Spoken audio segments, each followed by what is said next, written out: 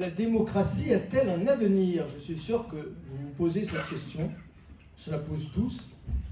On entre dans une année électorale, 2022. On va désigner dans quelques mois notre nouveau président de la République, nos députés. Or, tout le monde s'accorde à dire, depuis déjà un certain nombre d'années, que notre démocratie est en crise. Peut-être l'une des crises les plus graves qu'elle ait connues depuis qu'elle existe, et nous ferons un petit historique au cours de cette conférence. Alors, je suis sûr que si je vous demande quels sont les symptômes de cette crise, vous aurez tous des réponses à nous fournir. Quels sont, selon vous, les symptômes les plus aigus de la crise de la démocratie que nous vivons? Il y en a un qui devrait immédiatement vous venir à l'esprit. Le peu de vote, l'abstention. Oui, c'est ce qui nous vient en premier à l'esprit. Effectivement, l'abstention croissante pose un réel problème. On a des élus qui sont élus avec 30% des suffrages, et ces 30% des suffrages représentent parfois 10 à 15% du corps électoral. Donc on a des élus qui représentent 15% de la population, ce qui est évidemment consternant et qui pose un réel problème. Alors il y a bien d'autres signes, je ne vais pas vous interroger davantage, mais il y a effectivement le rejet des politiques, ce qu'on appelait le dégagisme au moment de la première élection de Macron, du président de la République, sortant et peut-être rentrant, mais ça, l'avenir le dira. Donc, le dégagisme, on ne fait plus confiance aux hommes politiques, il y a un rejet de la classe politique dans son ensemble. Et puis la violence, cette violence qui devrait être absente de nos démocraties, dans la mesure où on peut comprendre que dans un régime dictatorial, le peuple entre en révolte, qu'il y ait des insurrections, mais dans une démocratie où on a la parole, où on a le droit de vote, qu'on puisse assister à des événements comme ceux auxquels on a assisté il y a peu de temps finalement, le saccage par exemple du rez-de-chaussée de l'Arc de Triomphe, bon, tout ça est consternant et tout à fait choquant et pose un vrai problème de démocratie. Et du même coup, je transforme un tout petit peu ma question, la démocratie a-t-elle encore un avenir à l'instant où nous nous interrogeons? Alors nous avons incorporé la démocratie qui est ancienne, je reviendrai sur l'historique dans quelques instants. On pratique spontanément la démocratie. Je vais vous raconter une petite histoire qui m'est arrivée il y a un certain nombre d'années. Elle évoquera certainement des souvenirs à certains d'entre vous parce qu'on a tous vécu des scènes plus ou moins semblables. J'ai pratiqué pendant de longues années la randonnée pédestre. Je la pratiquais dans un club très sympathique de la Garde.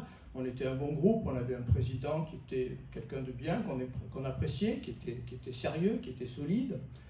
Et un jour, bizarrement, ce président a eu une idée bizarre et il a pratiqué la démocratie. Je veux dire par là qu'un jour, nous étions en randonnée, midi approchait, et nous étions au pied d'une côte importante. Et le président a dit, il y a deux options, je vais vous faire voter. Il n'avait jamais fait ça auparavant.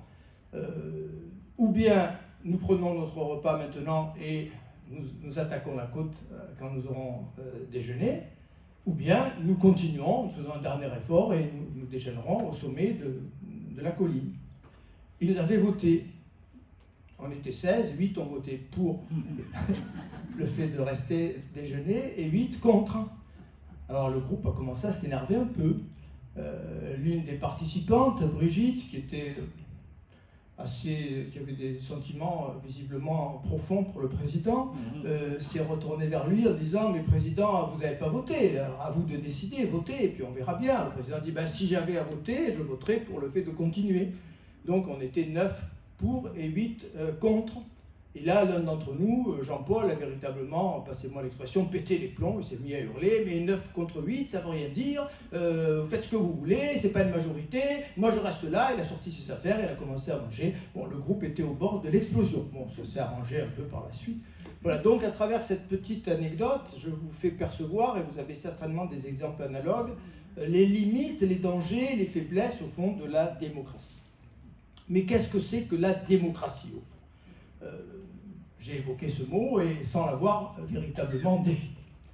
Au fond, l'étymologie est très révélatrice, ce n'est pas toujours le cas. En l'occurrence, elle nous dit presque tout. Pour qu'il y ait démocratie, il faut qu'il y ait un démos, c'est-à-dire un peuple, et il faut qu'il y ait une cratie, ça vient du grec kratein, qui veut dire commander, c'est-à-dire un commandement, une autorité, une souveraineté. Je reviendrai sur ce terme un peu technique qui est quand même un terme important. Donc il faut ces deux éléments pour qu'il y ait démocratie. Il faut un peuple. Et le premier exemple, celui qui vient immédiatement à l'esprit, c'est évidemment le peuple d'Athènes, qui a créé cette démocratie de toutes pièces, au 5e siècle, au milieu du 5e siècle exactement. Les Grecs ont tout inventé, ils ont inventé le droit de vote, la majorité, les tribunaux, les jurés, enfin ils ont tout inventé. En quelques décennies, c'est assez fascinant. Ils sont passés de la non-démocratie à la démocratie. Les Athéniens formaient un peuple au sens le plus fort du terme. Ils étaient peu nombreux, ils partageaient la même langue, ils avaient les mêmes valeurs, ce terme est tout à fait désuet, mais enfin, je veux dire, ne convient pas, pardon, à l'époque, anachronique, il n'est pas désuet. Donc ils étaient un peuple. Est-ce qu'il existe encore un peuple aujourd'hui ressemblant de près ou de loin à ce peuple athénien? Sans doute pas. Les populations se sont mélangées, on est dans la globalisation, la mondialisation. Non, la question du peuple se pose.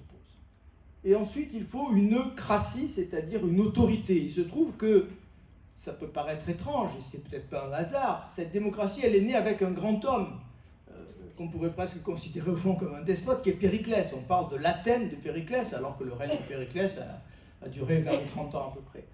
L'Athènes de Périclès. Donc il faut une autorité, et les Athéniens avaient cette autorité en la personne de ce général éminemment respecté. Sans Périclès, la démocratie ne serait peut-être pas apparue. L'inventeur de la démocratie, Périclès, a écrit Claude Mossé dans un livre tout à fait remarquable. Donc il faut un démos, il faut une cratie.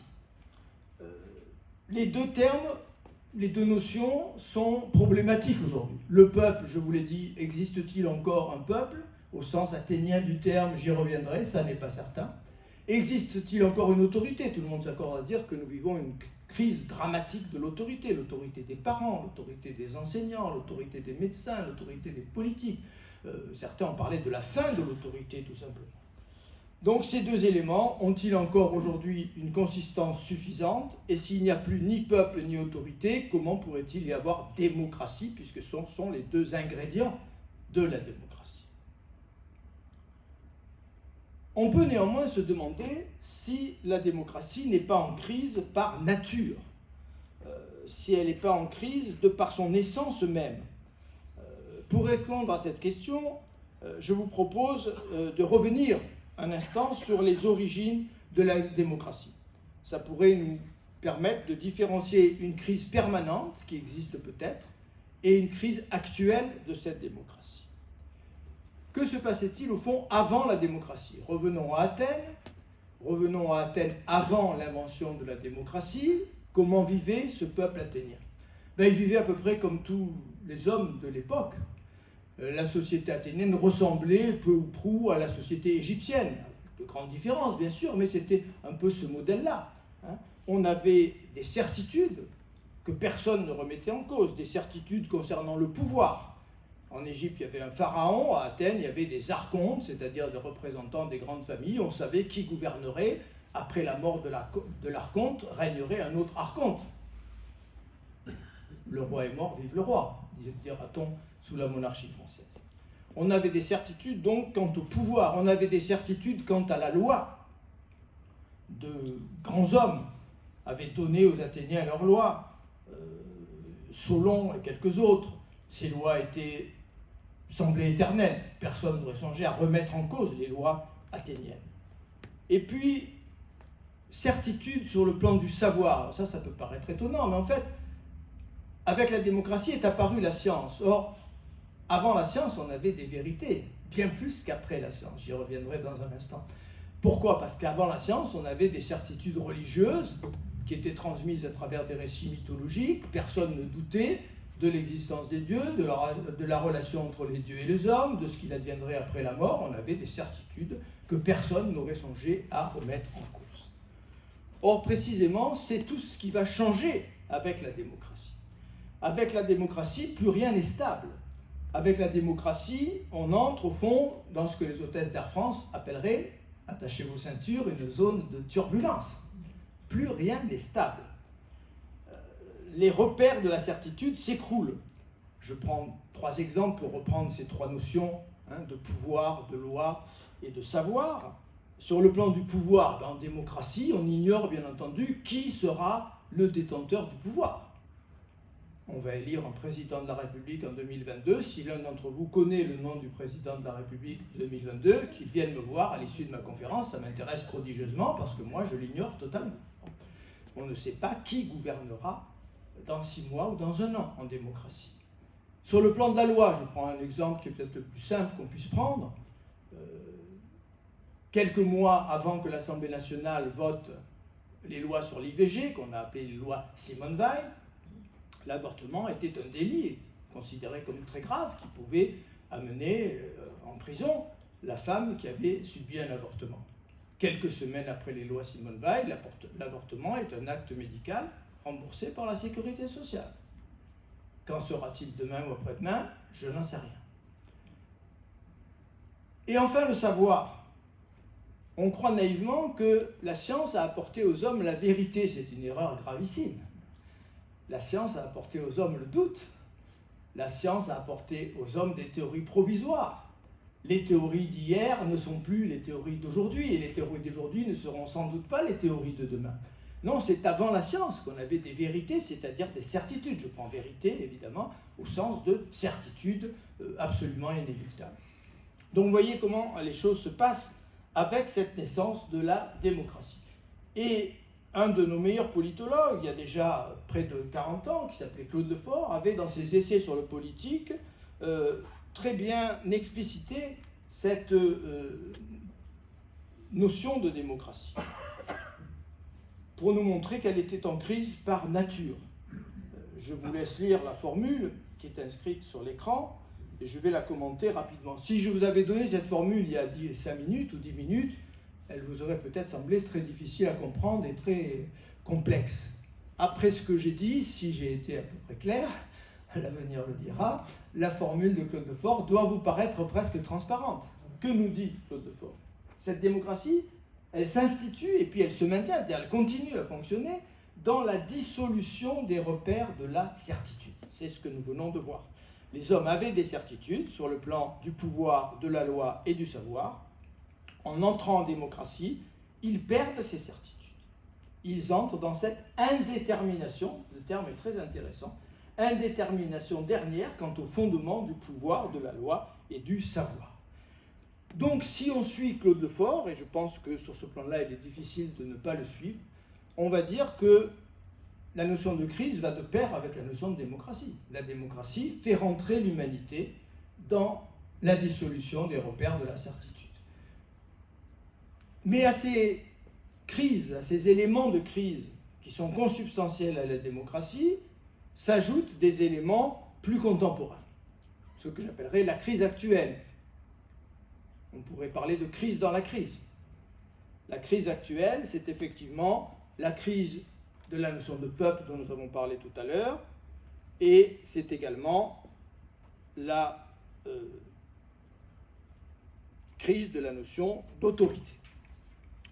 Donc cette crise actuelle dramatise la crise consubstantielle à la démocratie.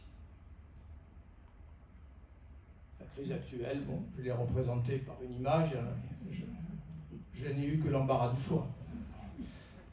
Vous allez sur Internet et trouver des millions d'images qui dénotent cette crise. La démocratie, si on veut maintenant aller un peu plus loin dans le propos, c'est le règne de la parole. La démocratie a fait régner au fond la parole. Avant la démocratie, on parlait peu. On parlait, bien entendu, de façon pragmatique, quotidienne, passe-moi le sel, bon, quand on était à table, s'il y avait du sel. Mais on parlait peu, on ne débattait pas en tout cas. Il n'y avait aucun débat sur le pouvoir, sur la loi et sur la vérité, comme nous le disions tout à l'heure. Tout change avec la démocratie. Avec la démocratie, tout devient objet d'échange, de débat. Le personnage de Socrate est évidemment celui qui nous vient immédiatement à l'esprit quand on pense à cette démocratie. La parole devient reine. Or, la parole suppose l'écoute. La parole suppose la confiance. Or, la confiance et l'écoute ne vont pas de soi. On avait fini par l'oublier parce que tout fonctionnait à peu près bien. Mais la parole et l'écoute ne vont pas de soi. Alors, puisque j'ai évoqué Socrate, on va évoquer l'élève de Socrate qui est Platon. Je vais vous raconter le début d'un très grand texte de Platon qui est la République de Platon. Platon nous livre une image absolument extraordinaire. la République commence ainsi. C'est un gros livre de 10 gros chapitres. Ça commence en ces termes. Socrate et son ami reviennent du port d'Athènes, le Pirée. C'est assez loin, il y a quelques kilomètres qui séparent le Pirée d'Athènes, et ils ont passé un bon moment au Pirée, ils reviennent à Athènes parce qu'ils ont des choses à faire dans la ville. Et sur le chemin du retour, ils croisent un groupe de jeunes gens dirigés par un personnage que Platon appelle un sophiste. Les sophistes étaient ces maîtres de parole, de rhétorique, qui dispensaient l'art de bien parler, qui était capital en démocratie pour conquérir le pouvoir et pour avoir une majorité. Il faut parler, c'est par la parole qu'on a la majorité et qu'on obtient le pouvoir. Et donc le groupe demande à Socrate et à son ami de revenir au Pirée en disant « Mais revenez avec nous, c'est formidable, il va y avoir une belle fête ce soir ». Et Socrate dit « Mais non, on n'a pas envie, on revient à Athènes, on a des choses à faire ». Et là, l'un des jeunes gens dit à Socrate, à son ami « Vois-tu combien nous sommes ?» Autrement dit, comme on disait quand j'étais enfant au Mourillon, « Tu fais pas le poids. On est 10, vous êtes 2. Donc vous allez revenir, sinon vous allez voir ce qui va vous arriver. » Et là, Socrate dit, mais il y a peut-être un autre moyen que ce rapport de force.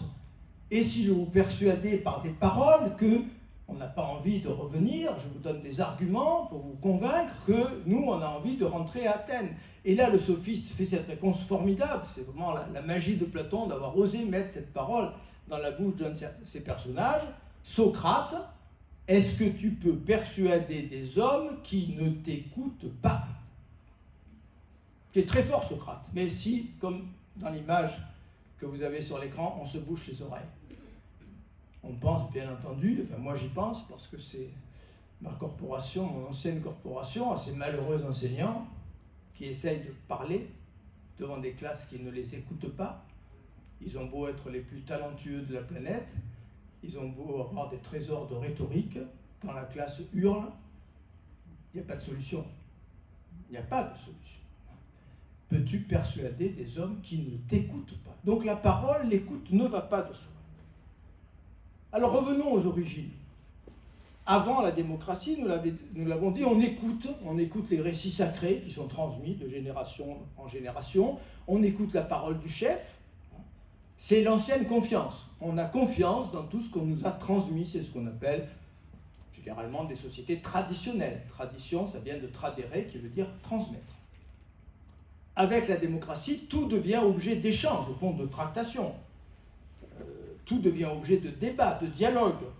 Et donc une nouvelle confiance est nécessaire. Mais est-ce que cette confiance est possible? Est-ce qu'elle va de soi? Sans doute pas. Il y a un réalisateur qui nous a laissé de belles formules, c'est Woody Allen. Vous connaissez certainement celle-là. La dictature, c'est ferme ta gueule, la démocratie, c'est cause toujours. Bon, c'est évidemment une boutade, mais au-delà de la boutade, il y a quand même quelque chose de très sérieux, je pense, dans cette affirmation de Woody Allen. La dictature, c'est ferme ta gueule, bon, ça pose pas beaucoup de problèmes. La phrase va à peu près de soi, elle est univoque. Bon, la dictature, c'est le silence imposé à tout un peuple par un homme qui est seul détenteur de la parole, de la vérité. Les autres n'ont qu'à se taire, sinon ils finissent au stalag ou au goulag. Bon. Par contre, la seconde phrase est plus ambiguë. La démocratie, c'est cause toujours. Il y a deux lectures au moins de cette deuxième phrase. Ça peut vouloir dire, tu parles pour ne rien dire, tu crois que tu parles, mais ça ne sert à rien, personne ne t'écoutera. Bon, c'est toujours les chefs qui décident.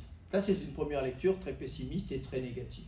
Mais il y a une seconde lecture beaucoup plus positive qui consiste à dire, cause toujours, n'abandonne jamais ce droit formidable à la parole que tu as conquis. Et on pense évidemment, en tout cas les gens de ma génération, et vous en faites apparemment un peu partie les uns et les autres, à mai 68. Les murs ont la parole, prends la parole camarade, emparons-nous de cette parole. Donc, cause toujours, oui, ne laisse pas tomber ce droit à la parole que tu as conquis difficilement, et c'est cela la démocratie. On passe aisément, au fond, du cause toujours au ferme ta gueule. On passe aisément, Platon l'avait compris, le premier peut-être, lui qui est contemporain de cette naissance de la démocratie, on passe aisément de la démocratie à la démagogie. Les deux mots se ressemblent, on a le même radical démos. Conduire le peuple. C'est ce qui s'est produit à Athènes. Cela se produit donc chaque fois que la démocratie devient démagogie, chaque fois qu'un homme un peu plus habile, un peu plus manipulateur que les autres, un peu charismatique, suivant un adjectif devenu célèbre, s'empare de la parole pour mettre sous sa coupe la population. C'est ce que Platon avait compris. La démocratie, c'est le livre 8 de la République qui est entièrement consacré à cette évolution, ou presque, comment la démocratie devient démagogie, devient dictature. Et la grande question que pose Platon, à laquelle il ne répond pas véritablement, comment la démocratie peut-elle éviter de devenir démagogie? Je vous ai mis sur l'écran une petite affichette de Napoléon III, que Victor Hugo aimait beaucoup, vous le savez. Napoléon III, c'est l'exemple même de cet homme qui profite au fond de la démocratie. Donnez-moi tous les pouvoirs pour établir la Constitution, vous allez voir, tout ira bien. Faites-moi confiance, dites oui. Le non n'apparaît même pas sur le bulletin, on vote oui ou on ne vote pas. Donc voilà comment on glisse de la démocratie à la démagogie. L'homme politique se situe presque inévitablement à un moment donné dans cette position du démagogue ou du leader charismatique. En fait, j'ai parlé de confiance tout à l'heure, mais la démocratie suppose une double confiance. La confiance dans celui qui parle et la confiance dans celui qui écoute. Généralement, on parle seulement de la confiance dans celui qui parle, et c'est cette confiance qui est en crise, nous l'avons dit. On ne fait plus confiance dans ceux qui ont presque un monopole de la parole, les experts, on remet en cause le savoir, l'expertise sur tous les plans, la médecine, le droit, l'enseignement, et j'en passe. Mais on parle beaucoup moins de la confiance dans celui qui écoute, qui est au moins aussi important. Double confiance, de l'émetteur envers le récepteur, du récepteur envers l'émetteur. Est-ce qu'on peut vraiment avoir confiance dans celui, ou plutôt, je mets maintenant la chose au pluriel, dans ceux qui écoutent, dans ceux à qui s'adresse celui qui a été désigné par le peuple? C'est pas évident. On est entré depuis quelques années, mais c'est pas totalement nouveau, on a franchi un pas supplémentaire dans ce que certains ont appelé l'âge de la défiance. Nous sommes entrés dans l'âge de la défiance, dans l'empire même de la défiance. Une défiance généralisée s'est imposée à tous les niveaux de la société. Nous mettons tout en cause, nous nous méfions de tout, nous n'avons plus confiance en personne. Alors cette défiance, elle a deux formes. Elle peut être ponctuelle, elle peut être radicale, et je vais décliner ces deux formes de méfiance.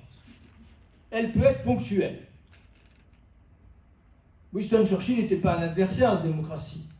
Il a combattu aussi bien le communisme que le nazisme, mais il prononce cette phrase que j'ai toujours trouvée extraordinaire.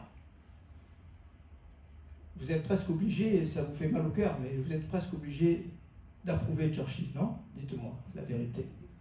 Le meilleur argument contre la démocratie est une conversation de 5 minutes avec l'électeur moyen. C'est dur quand même. Ça n'a pas empêché le même Churchill de prononcer une phrase beaucoup plus connue, que vous connaissez tous: la démocratie, c'est le pire des systèmes, à l'exception de tous les autres. Si on osait une faute grammaticale, on dirait c'est le moins pire. On ne peut pas dire le moins pire, c'est le moins mauvais. C'est le pire à l'exception des autres. Donc Churchill a prononcé cette phrase sur laquelle je reviens: meilleur argument contre la démocratie, conversation de 5 minutes avec l'électeur moyen.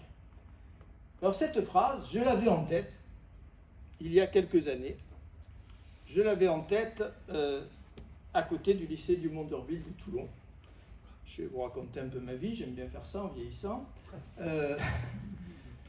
J'avais pris l'habitude, quand j'avais cours l'après-midi, ça n'arrivait qu'une fois ou deux par semaine, parce que j'avais un nombre d'horaires réduit. En classe préparatoire, on a un service qui est adapté à l'exigence de nos préparations et de nos corrections. J'avais pris l'habitude de ne pas aller manger à la cantine. Je l'avais fait au début, mais manger à la cantine, on avait une petite salle sympathique, réservée aux enseignants, dont mon ami Stalloni. Mais ça voulait dire que quoi? Pendant 2 heures, on allait parler boutique, on allait parler copie, correction. Non, c'était insupportable. Moi, j'avais besoin de faire un break. Bon. Et donc, j'avais trouvé en face du lycée un petit bistrot sympathique. Il y avait un plat du jour, toujours agréable. Et donc, pendant des années, j'ai pris mes repas dans ce petit bistrot, qui n'existe plus aujourd'hui d'ailleurs. J'ai remarqué il y a quelques semaines en passant qu'il n'existait plus. Donc je prenais mes repas dans ce petit bistrot. Et quand nous étions en période électorale, comme cette période dans laquelle nous allons rentrer, j'entendais, parce que la salle était petite, sans tendre l'oreille, j'entendais les conversations de ceux que notre ami Winston Churchill aurait appelés les électeurs moyens. Je ne mets rien de péjoratif là-dedans. Et j'entendais dire à ces électeurs moyens des stupidités abyssales. Abyssales. Je ne les ai pas toutes en tête, mais je pourrais écrire un cahier avec. Oh, il suffit de multiplier le SMIC par 3, tout le monde va consommer, la France va s'enrichir. Eh oui, mais on va creuser le déficit, puisqu'on consomme des produits d'armes, ça. Alors, jamais je me suis engagé dans une conversation avec ces individus, c'était sans espoir. Mais quand je revenais ensuite devant mes élèves, devant mes brillants étudiants de classe prépa, je ne pouvais pas m'empêcher de leur raconter ce que je venais de vivre en leur disant « Mais vous savez, mes chers étudiants, j'ai quand même un problème. Dimanche, nous allons voter. Moi, Philippe Granarolo, qui réfléchit sur la vie politique, les institutions depuis 30 ans ou 40 ans, qui pense avoir un cerveau qui fonctionne à peu près, je vais dimanche déposer un bulletin dans l'urne. Et l'abruti que je viens d'entendre dans mon petit bistrot, qui comprend rien à rien, il va déposer aussi un bulletin dans l'urne. Il y a un problème. C'est l'égalité, d'accord, mais quand même, est-ce qu'il n'y a pas quelque chose de choquant par rapport à ça? Alors, je regardais avec des yeux étranges, c'était déjà un peu manipulé par le gauchisme, mais enfin, j'avais raison de dire ça, parce que c'est un vrai problème. Alors, il y a cette méfiance ponctuelle, celle de Churchill, celle de Philippe Granarolo dans son petit bistrot, celle de Robespierre, dans cette belle phrase de Robespierre, patriote, ne calomniez point la défiance, c'est la gardienne des droits du peuple. Elle est à la liberté ce que la jalousie est à l'amour. Il ne faut pas forcément faire l'apologie de la jalousie, mais bon, le grand amour va souvent de pair avec cette jalousie, un peu de jalousie ou beaucoup de jalousie. Donc voilà ce que disait Robespierre au moment de la Révolution française. Je ne fais pas du tout l'apologie de Robespierre, mais cette phrase a du sens.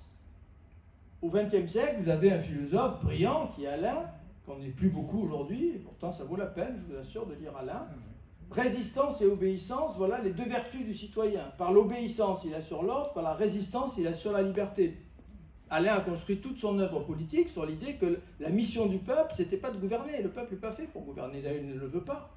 Le peuple est fait pour surveiller. Surveiller le pouvoir. Pourquoi? Parce que le pouvoir abuse. Tout pouvoir abuse, dit par ailleurs Alain. Donc la mission du peuple, c'est de surveiller le pouvoir, comme on surveille le lait sur le feu, hein, afin de se méfier des excès toujours possibles que peut commettre ce pouvoir. Ça, c'est la méfiance ponctuelle qui est raisonnable et qui a sa fonction dans une démocratie qui marche bien. Et puis, il y a la méfiance systématique. Alors, avant d'arriver à la méfiance systématique, je dirais que la méfiance ponctuelle n'empêche pas ce que j'appellerais le pari démocratique. On pourrait parler du pari démocratique comme on parle du pari pascalien. Vous connaissez tous plus ou moins le pari de Pascal. Pascal dit, bon, j'ai pas de preuve de l'existence de Dieu, même s'il lui-même était profondément croyant, mais je vais parier sur son existence. C'est la théorie des jeux. Hein, c'est la théorie des jeux. Qu'est-ce que je gagne si je fais ce pari? Qu'est-ce que je perds si je ne fais pas ce pari? Puis finalement, moi, ce pari, il est quand même intéressant. Je n'ai pas grand-chose à perdre. Alors, il faut parier sur l'existence de Dieu. On pourrait dire que le pari démocratique, c'est un peu la même chose. Je parie sur le bon sens du peuple. J'ai de grands doutes à ce sujet. Mais, au fond, c'est peut-être mieux de parier sur le bon sens du peuple que de ne pas faire ce pari. Le problème, c'est que nous sommes passés de cette méfiance ponctuelle, raisonnable, j'allais dire légitime, à la violence systématique, à la violence généralisée. Un politologue qui a écrit de belles choses ces dernières années, qui est Rosan Vallon, je ne sais pas si vous lisez Rosan Vallon, c'est toujours intéressant de le lire. Il a écrit il y a 13 ans déjà, c'était en 2008, un bel ouvrage qui s'appelait « La contre-démocratie » et surtout le sous-titre qui nous intéresse, « La politique à l'âge de la défiance ». La politique à l'âge de la défiance. L'objet du présent ouvrage, nous dit Rosan Vallon dans les premières pages, c'est d'appréhender les manifestations de la défiance comme faisant politiquement système. C'est ces derniers mots qui sont importants. Nous ne sommes plus dans la méfiance ponctuelle d'un Robespierre ou d'un Churchill. Nous sommes dans une méfiance systématisée, radicale, tous azimuts, pourrait-on dire, et ça change évidemment complètement la donne. Cette méfiance fait système, ça veut dire elle n'est pas épisodique, elle n'est pas ponctuelle, elle est organisée d'une certaine manière. Elle forme comme un corpus d'attitudes qui se répand dans toute la société et qui forme quelque chose qui a quand même une certaine unité ou un certain sens malgré toutes les nuances qu'on pourrait apporter. Et donc, parce que nous sommes entrés dans cette méfiance généralisée, défiance, dire aux emballons, on est entré du même coup dans ce qu'il appelle les coalitions négatives. On est contre aujourd'hui. Alors j'ai trouvé une autre image. On promet la guillotine, président de la République, pourquoi pas, après tout. Nous, le peuple, on va t'imposer la guillotine. Rappelle-toi, nous sommes en 1789. Bien. Donc ces braves gens, ils sont peut-être pas si braves que ça, mais on va les appeler comme ça, qui se rassemblent avec ces pancartes, sont sans doute en désaccord sur tout. Si on les interrogeait sur la religion, sur ceci, sur cela, je pense qu'ils n'ont aucun point d'accord entre eux. Ils sont d'accord pour guillotiner Macron. Là, il n'y a pas de problème. Tous ensemble, tous ensemble. Donc, les coalitions négatives sont d'autant plus faciles à organiser qu'elles sont tout à fait indifférentes aux contradictions des individus qui se rassemblent dans ces coalitions négatives. Peu importe si on est en désaccord sur tout. On est d'accord pour dénoncer, on est d'accord pour promettre la guillotine au président de la République. On est passé d'une démocratie de projet, que je vais décortiquer dans la suite de ma conférence rapidement, à une démocratie de rejet. Ce nom qui apparaît sur cette pancarte, c'est le nom qui apparaît dans toutes les manifestations, c'est non à ceci, c'est non à cela. Une démocratie de projet, la démocratie de projet s'est écroulée et elle a laissé la place à la démocratie de rejet. On se rassemble contre quelqu'un, contre quelque chose, contre le pass sanitaire, contre le président de la République, contre ceci, contre cela. Et donc, la démocratie a-t-elle encore un avenir? Je vous repose la question. Je vais ajouter un troisième terme aux deux éléments que j'avais énoncés au début de ma conférence. M'appuyant sur l'étymologie, je vous avais dit, pour qu'il y ait démocratie, il faut qu'il y ait un démos, un peuple, une cratie, une autorité, une souveraineté. J'ajoute un troisième terme un peu plus technique, l'isonomie. C'est un mot grec, c'est l'égalité devant la loi.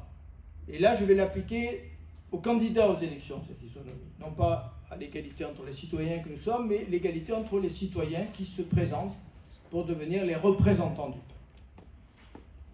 Et je pose la question de savoir si une démocratie sans démos, sans isonomie et sans cratie est une démocratie qui a encore un sens, qui peut encore fonctionner. Quand on n'est plus capable que de se rassembler contre quelque chose ou contre quelqu'un, forme-t-on encore ce qu'on peut appeler un peuple? Première crise. Première crise, l'effacement du démos.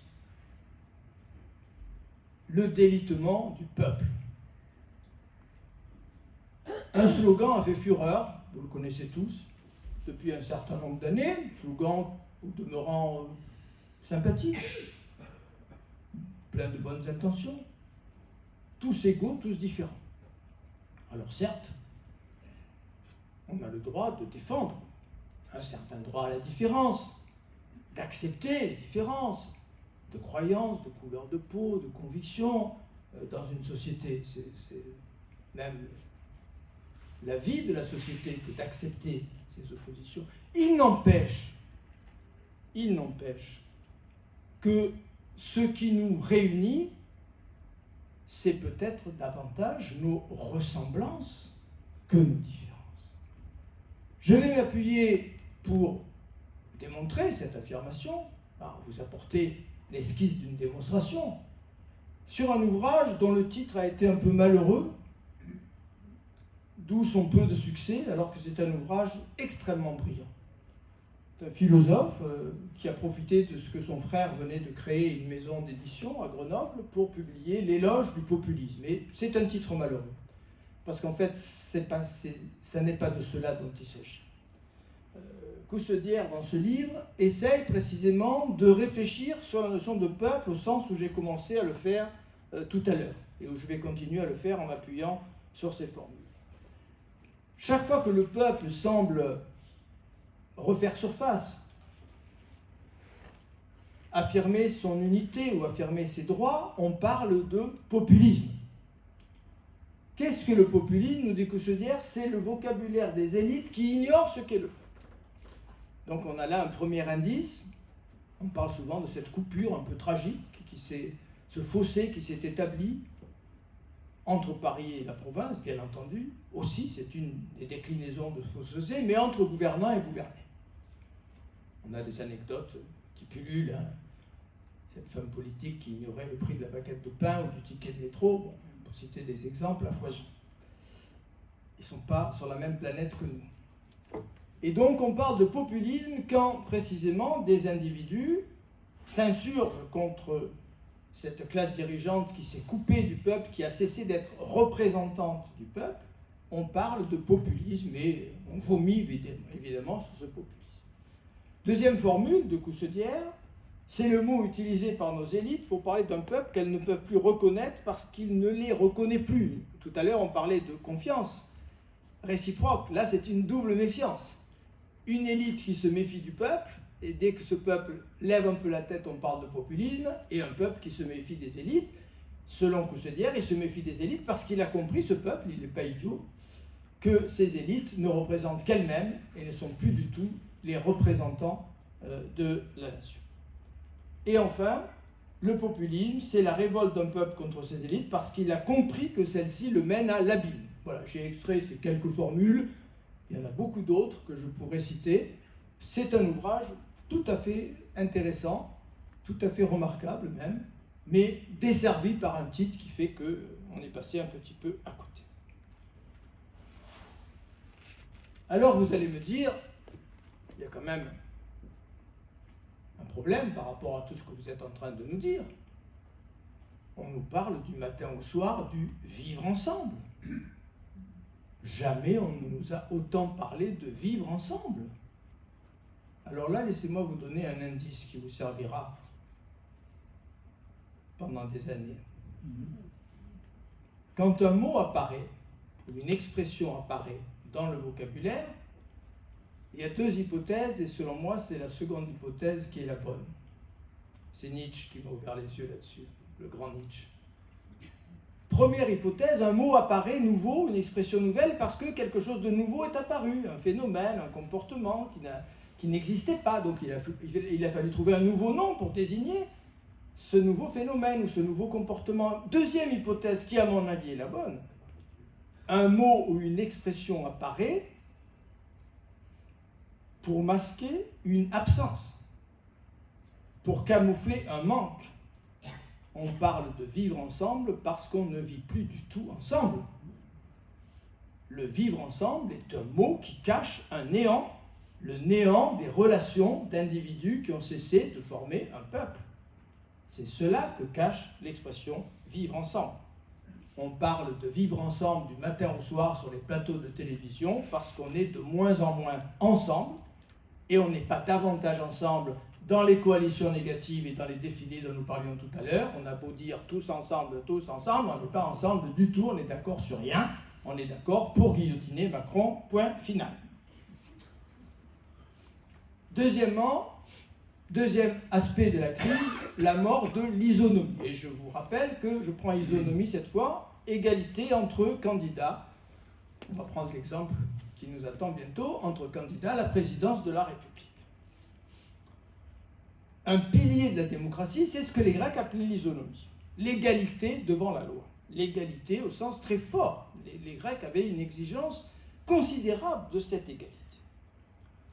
Alors on accuse les médias, très souvent, de nous parler que de tel ou tel candidat et d'ignorer les autres. Mais les coupables, bien avant les médias, vous le savez aussi bien que moi, les coupables, ce sont les sondages. Sous prétexte de sondage, 2 candidats sont positionnés. On est dans une course de 100 mètres. On a déjà mis 2 candidats à 90 mètres de la ligne de départ. Ils n'ont qu'à tomber sur le fil, ils ont gagné la course. Il y en a quelques autres sur la ligne des 50 mètres qui ont évidemment très peu d'espoir de gagner. Et puis il y a tous les autres qui ont les starting blocks. Alors eux-mêmes, dans leur rêve les plus fous, ils ne gagneront pas la course. Hein. Bon, même pas la peine de démarrer. Autrement dit, les sondages constituent une préélection.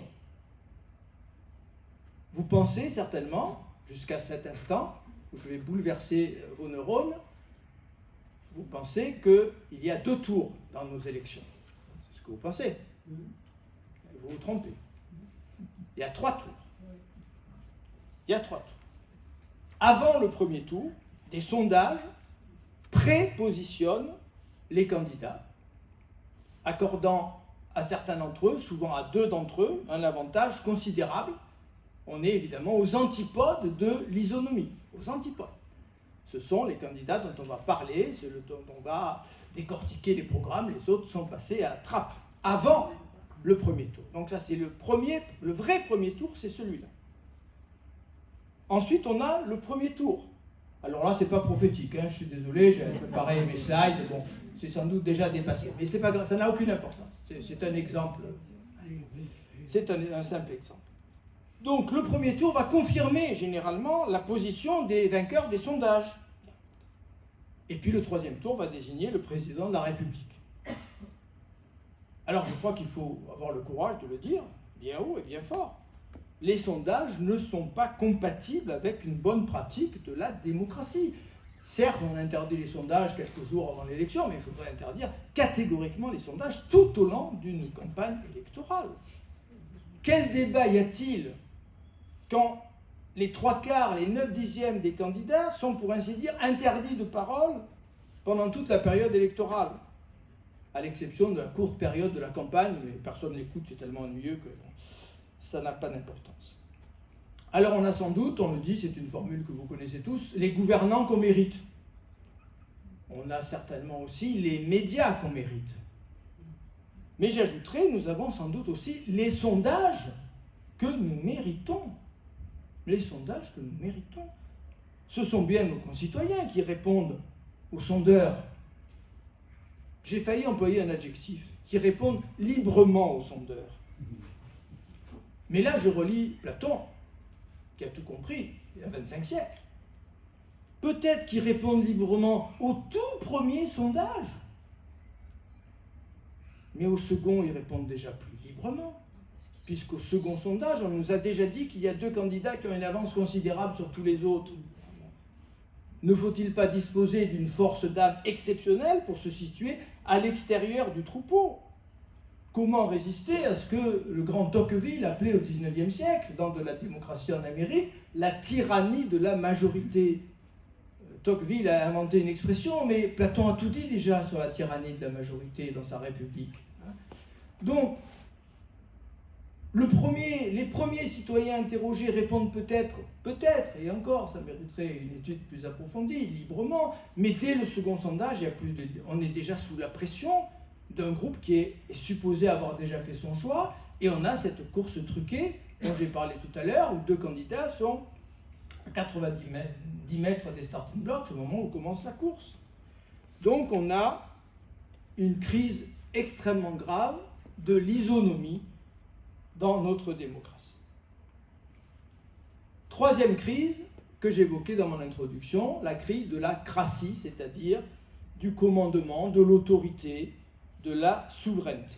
Alors on dit souvent la souveraineté c'est un concept politique un peu compliqué.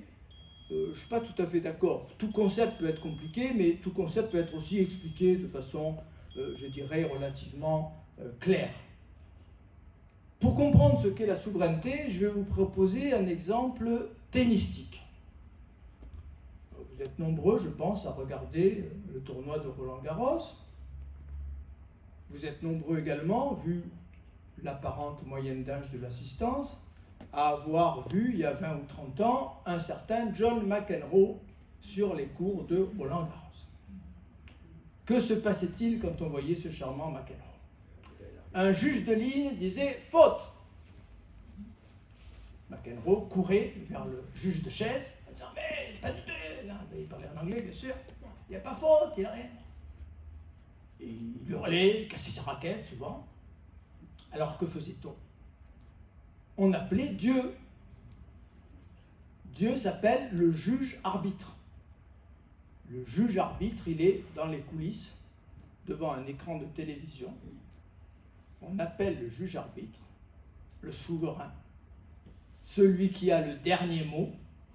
Le souverain arrive sur le court et dit à McEnroe, effectivement, il y a faute.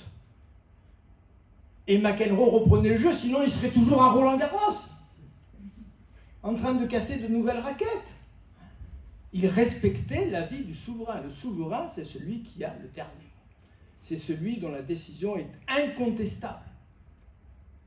Et si j'ai pris cet exemple, c'est sans doute un peu influencé par Alain qui parle des arbitres. Alors il ne pense pas à Roland-Garros, Alain, mais il dit toute société a besoin d'arbitres. Il faut qu'il y ait un arbitre suprême qui tranche en dernier ressort, sinon c'est la guerre, c'est la guerre.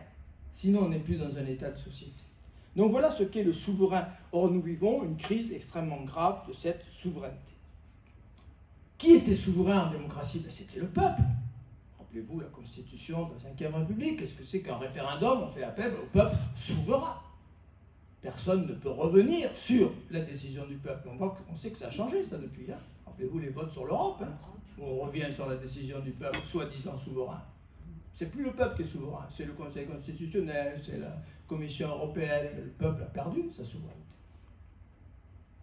L'idée que la politique est un choix entre des modèles opposés, la gauche, la droite, a cessé de fonctionner depuis déjà longtemps. Et donc, ce peuple électeur, ce peuple souverain, semble s'être volatilisé. Il a été remplacé par un peuple surveillant, celui qui remplit cette mission de défiance, et elle est peut-être légitime, mais pas suffisante, sûrement pas. Un peuple veto, ce peuple qui dit non, les coalitions négatives dont nous parlions tout à l'heure, et le peuple juge. Eh bien, le peuple souverain est mort. Alors nous sommes ici devant un paradoxe, un étrange paradoxe. Je vous laisse savourer cette petite bulle tout à fait délicieuse. Un étrange paradoxe apparaît. Ce citoyen qui semble avoir renoncé à sa souveraineté, il cesse de se considérer comme celui qui tranche en dernier ressort entre des modèles de société qu'on lui propose. Eh bien, ce citoyen, d'un autre côté, il semble exiger de plus en plus que ses intérêts, ses opinions soient prises en compte tous les jours, tous les matins, tous les soirs, 24 heures sur 24.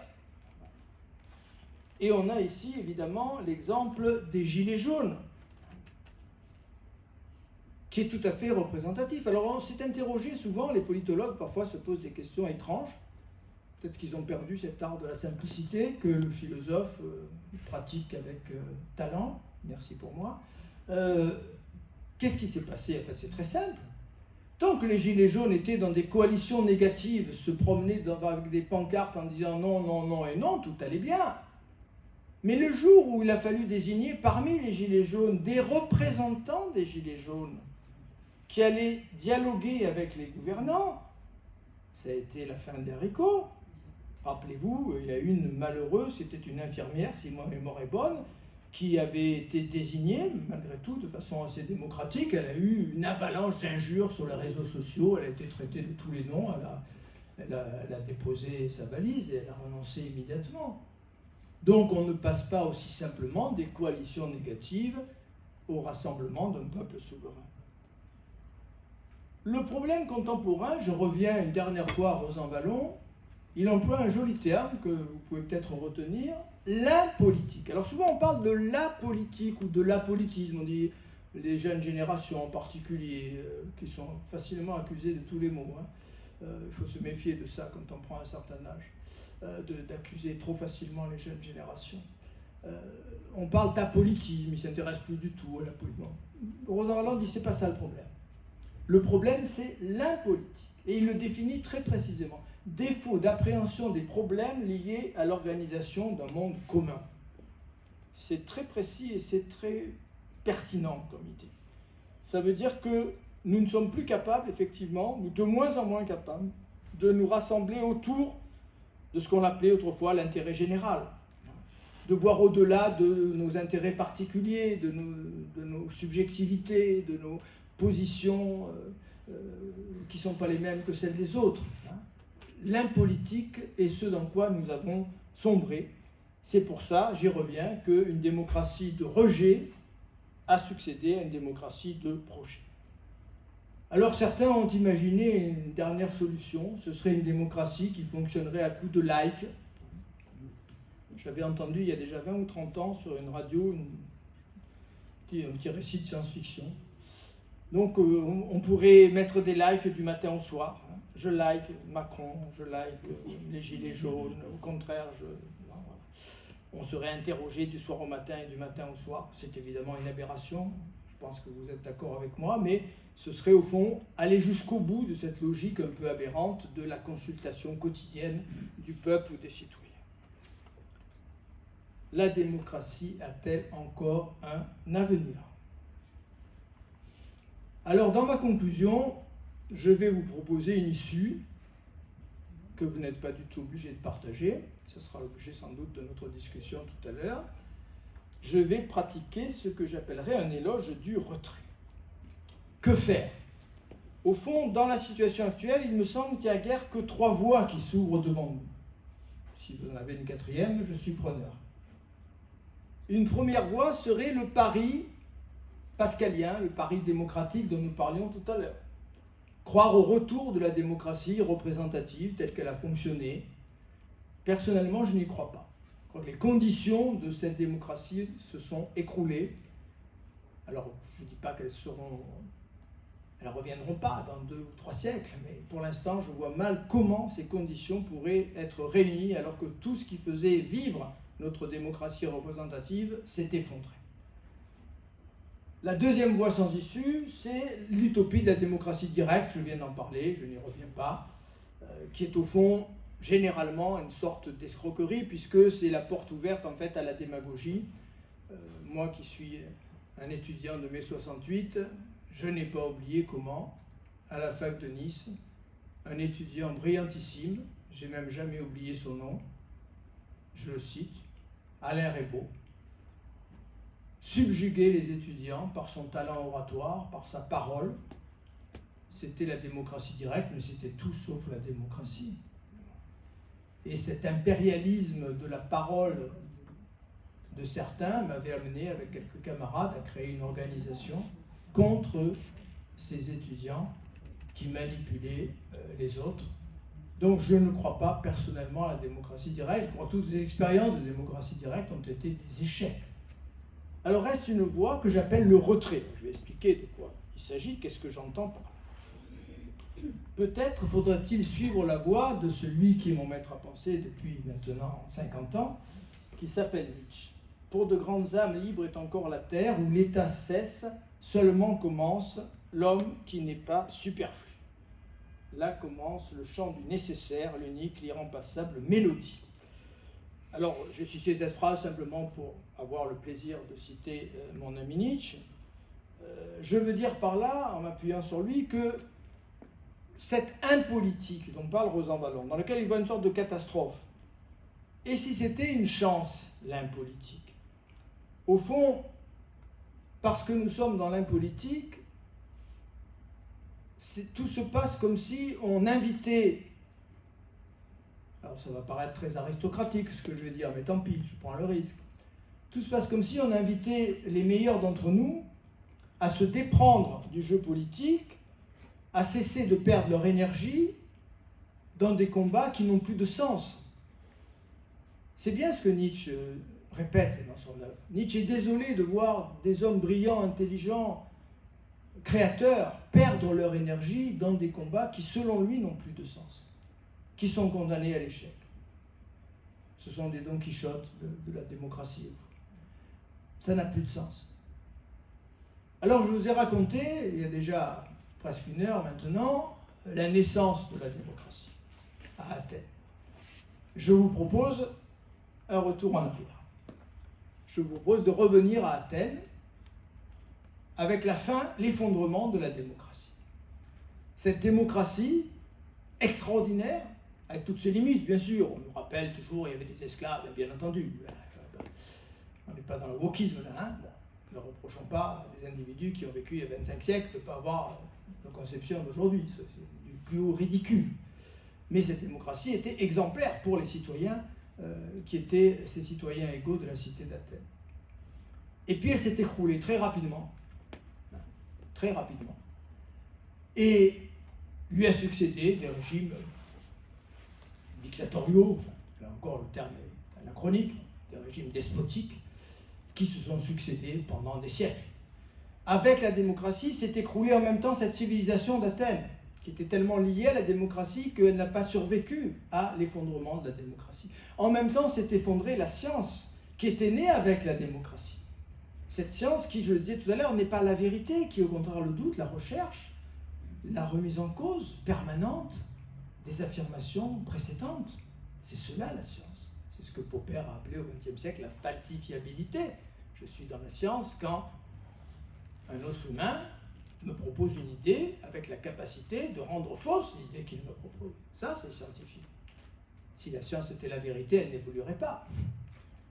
Rien n'apparaîtrait de nouveau en science. Or, tous les jours apparaissent des choses nouvelles en science. Donc, je ne peux plus définir la science par la vérité. Donc, que s'est-il passé au moment où s'est écroulée cette civilisation avec sa démocratie, avec sa science? Sont apparues des écoles extraordinaires, des sagesses qui nous fascinent aujourd'hui encore. Le stoïcisme, philosophie du portique, parce que stoïcisme, ça vient de stoa en grec qui veut dire le portique. Le scepticisme, qui est plus complexe qu'on ne le croit généralement, avec Pyrrhon en particulier. Et puis Épicure. Alors je vous invite, pour terminer mon propos, à me rejoindre dans le jardin d'Épicure. Si vous êtes victime de la catégorie de l'épicurisme, vous allez être très déçu. N'imaginez pas des jouissances extraordinaires, des grandes bouffes. On se nourrit de pain, de fromage de chèvre et d'eau de source. On pratique un certain ascétisme dans le jardin d'Épicure. Mais que fait-on dans ce jardin d'Épicure? On cherche à maîtriser ensemble nos émotions négatives. On cherche à atteindre l'ataraxie, terme commun aux stoïciens et aux épicuriens, qui sont bien plus proches qu'on ne le croit quelquefois. On cherche à construire ensemble une image du monde qui nous délivrerait de la peur, se délivrer de la peur de la mort, se délivrer de la peur des dieux, de toutes les peurs qui paralysent et qui gâchent nos existences. On pratique le culte de l'amitié. Alors certes, les épicuriens ne sont pas les premiers à pratiquer ce culte de la philia, de l'amitié, mais ils l'ont porté à un degré tout à fait considérable.